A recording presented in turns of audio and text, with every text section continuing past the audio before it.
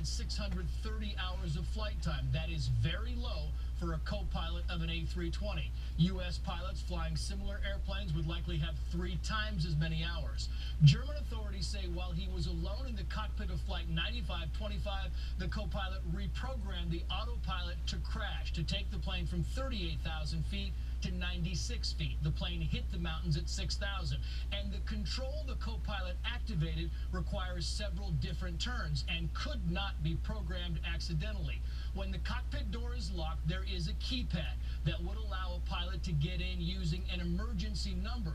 There is no indication the captain of the Germanwings flight punched in that emergency code, but even if he had, it can be overridden by the pilot inside the cockpit. For now, it's all about motive, which is why investigators have now pulled out bags and boxes of potential evidence from his apartment and his parents' home. They're looking for information about religion, relationships, finances. But those who knew Andreas Lubitz are baffled. Listen. I'm just speechless. I don't have any explanation for this. Knowing Andreas, this is just inconceivable for me. And a key question tonight is, if it was deliberate, why not take the plane straight in? Why program an 8-minute fatal descent? Megan. Trace, thank you. So how is it that authorities can seemingly rule out terror so soon? Let's bring in our panel. Robert Mark is publisher of JetWine.com and a commercial pilot. Jonathan Gilliam is a former federal air marshal and a former FBI special agent. And Kathleen Banks is a former commercial airline pilot and former airline training instructor. Thank you all for being here. Jonathan, let me start with you as an investigator on your thoughts on how they can say so quickly that this was not terror.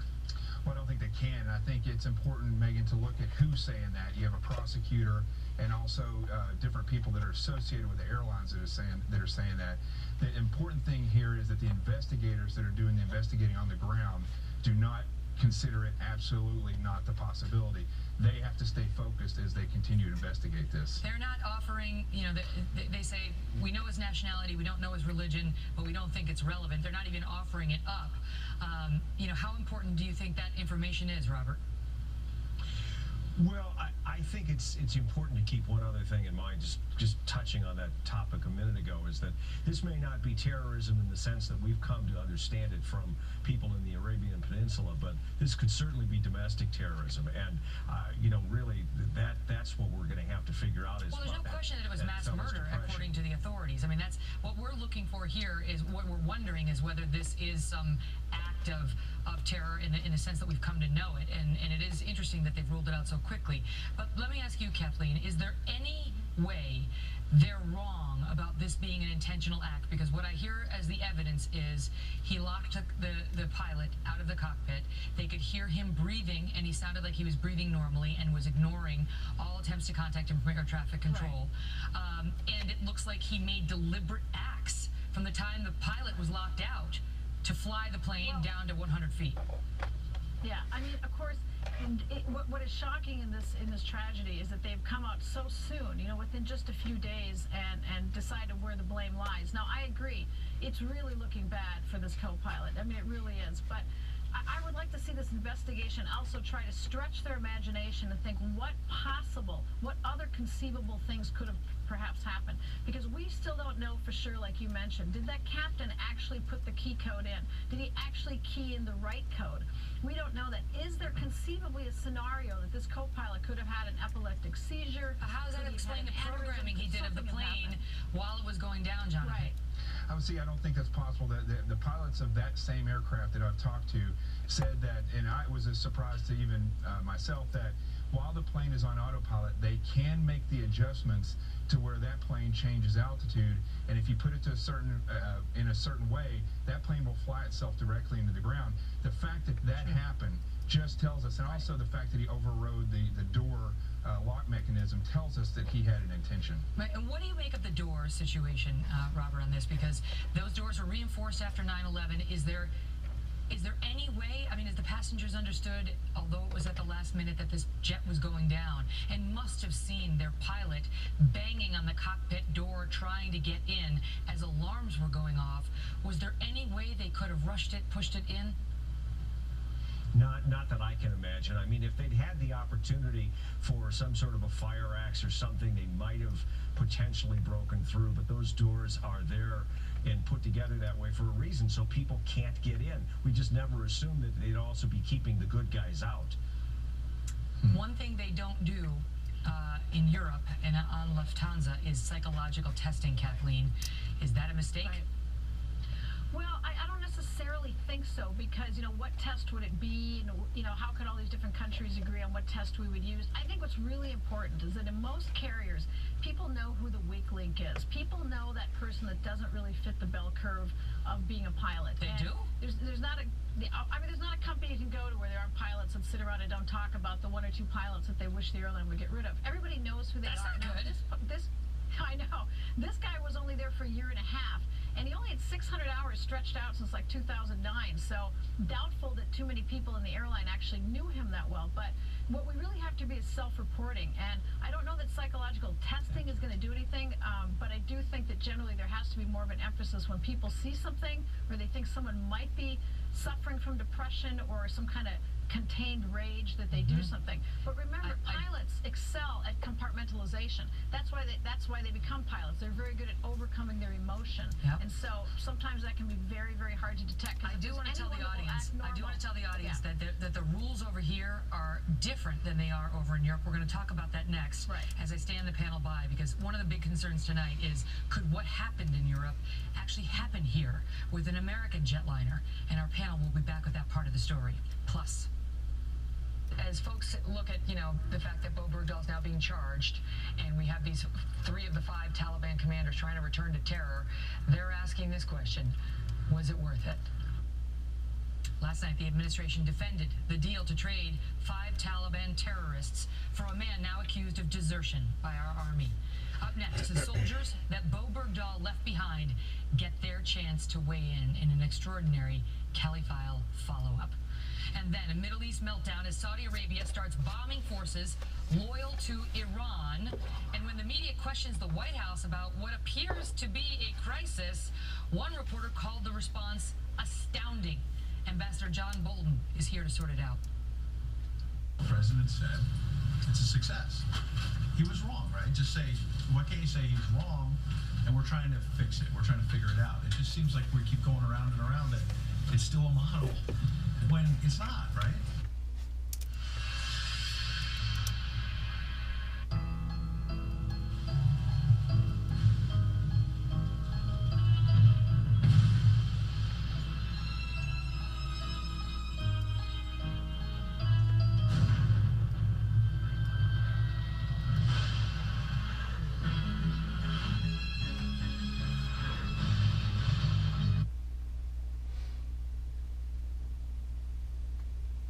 On our top story, we are getting new details about how security measures on that doomed Germanwings flight may have backfired. French officials accusing the co-pilot of locking the captain out of the cockpit and deliberately crashing the plane into a mountain, killing 149 innocents. Could it happen here? Let's bring back our panel now. Rob Mark, Jonathan Gilliam, and Kathleen Banks. What about that? Because we have different rules about what happens when the captain leaves the cockpit, Robert. Well, we certainly do. We always put somebody in the cockpit now, flight attendant, just to kind of keep an eye on things, to slow this kind of thing down. It's a little more difficult when you have another body in the cockpit. And we did that after 9/11 specifically for this kind of reason. It's just the rest of the world didn't take up that same idea. You know, Jonathan, some say, well, you know, a pilot determined to bring down a plane could probably take out a flight attendant who was in there. But is that really, can you be so glib about it? Because, you know, somebody like this who clearly wanted privacy, wanted to do it in a calm, controlled way, I don't know, it's different when you have to stab someone first, strangle someone first, you know, I don't know. Do you think that this is a worthwhile security measure that needs to be more tightly enforced? Well, absolutely. I think, you know, unfortunately, when we develop policies, one of the main problems you have is that you may actually create another problem. I think this door, although it keeps people out, it also keeps the pilots out if they leave and the co-pilot does something nefarious.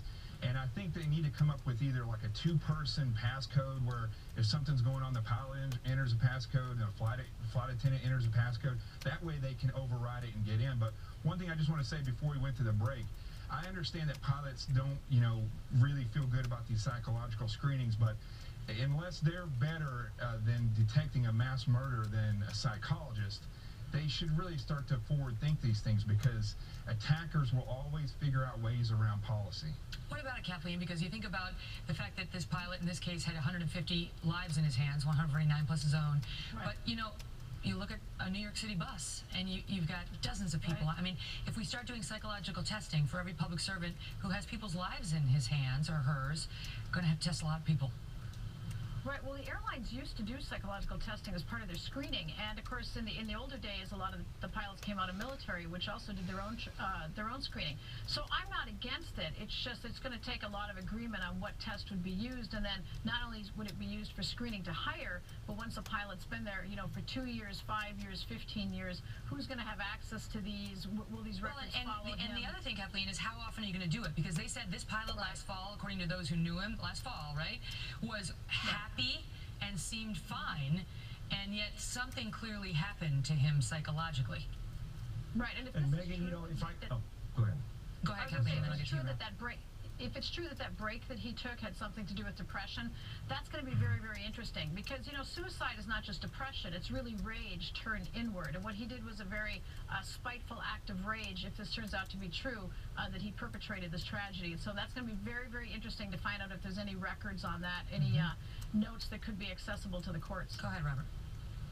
Well, I was going to say that I think what Kathleen said earlier about self-reporting, it is absolutely where we're going to have to head, I believe, because as she mentioned, psychological testing, it depends on the test, it depends on the psychologist, it depends how it's administered, but self-reporting is not something we're used to. I mean, doctors do it, lawyers do it. If you see a bad apple, you're ethically responsible for turning that person in. We don't think like that. Last question, Jonathan. Any concern about the amount of publicity the whole keypad entry system has gotten in connection with this whole disaster? Well, I don't know. I mean, I'm sure, here's the thing. If bad guys want to know about these keypads, they're going to send somebody to flight school to figure it out, as far as terrorism goes. But I think the good thing that's coming out of this is, again, policies are being reevaluated. We just need to start reevaluating these policies before something like this happens. Every time a pilot takes a plane down, it's mass murder every time. It's just too horrifying to really think about what those folks went through. Thank you all so much. Thank you.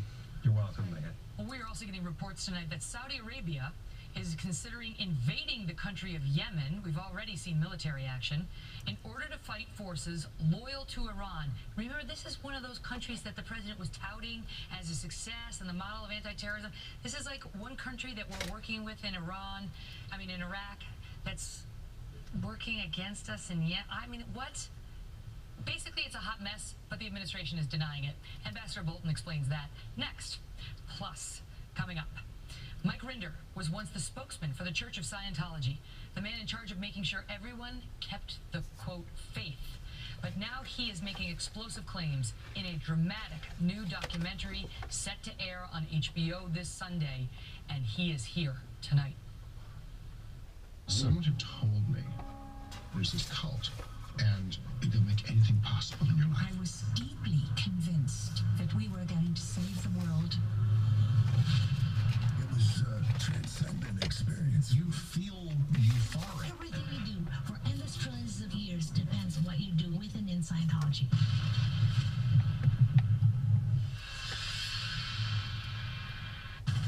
My unit is gone.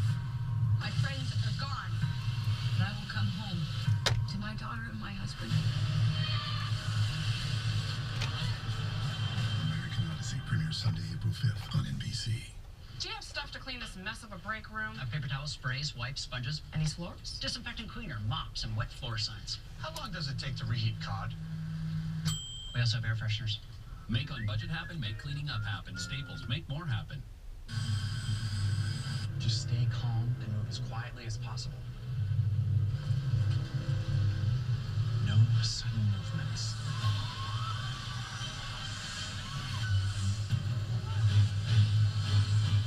Google search, Bodega Beach House. For a free 30-tablet trial, go to Cialis.com. Breaking tonight, we are watching a new meltdown in the Middle East as Yemen turns into a war zone in which our ally Saudi Arabia is now battling forces loyal to Iran. Remember the folks who were chanting death to America? Turns out they are a problem. Yemen, a country that President Obama was holding up as a success story just 6 months ago. This strategy of taking out terrorists who threaten us while supporting partners on the front lines is one that we have successfully pursued in Yemen and Somalia for years. Well, the support the president mentioned wasn't apparently enough to keep Yemen from collapsing as just a few weeks ago. Their president has fled. Those Houthis are in charge. There's a death to American people. Now they're getting bombed by Saudi Arabia. Our embassy was abandoned. Our contingent of U.S. Marines was forced to leave the country. Yesterday we heard reports that now the Iranians are busily reading through the classified material we left behind. So what does the White House say about it now? Why can't you just say, you know what, we were wrong, it's not a model for success? Because, Ed, we've tried to be very clear about what our strategy is as it relates to confronting extremists that seek to establish a safe haven in chaotic, unstable countries with chaotic, unstable governments. Despite that chaos which existed last fall, the president said it's a success. He was wrong, right? Just say, why can't you say he's wrong, and we're trying to fix it, we're trying to figure it out. It just seems like we keep going around and around that it's still a model when it's not, right? We have put intense pressure on extremists inside of Yemen, and it has mitigated the threat that they pose to the U.S. and the West. John Bolton was the United States ambassador to the United Nations under President George W. Bush, and now he's a fellow with the American Enterprise Institute. So, Ambassador, it turns out that the people with the Death to America chants, they were a problem, and even Saudi Arabia felt they were a problem, and now they're bombing them, and they're fighting a proxy for Iran, and we're kind of supporting the Saudis, but in Iraq we're working with Iran, so we're kind of bombing Iran, and Saudi Arabia are supporting those who are, but then we're working with Iran in Iraq, and the White House is doing the line from Animal House, which is, remain calm, all is well. Right? Do I have it about right? Yeah, well, I would say incoherent would be a polite way to describe the administration. You know, the Al Houthi have been a surrogate for Iran for many years, but in the past several months, they've effectively taken over Sana'a, the capital. The government of Yemen has ceased to function. I think it ceased to exist as a state. And it now hosts this surrogate for Iran at the back door of Saudi Arabia and the other oil-producing Arab monarchies. Let me just stop you there. Let me just stop you there to make sure everybody's with us. So.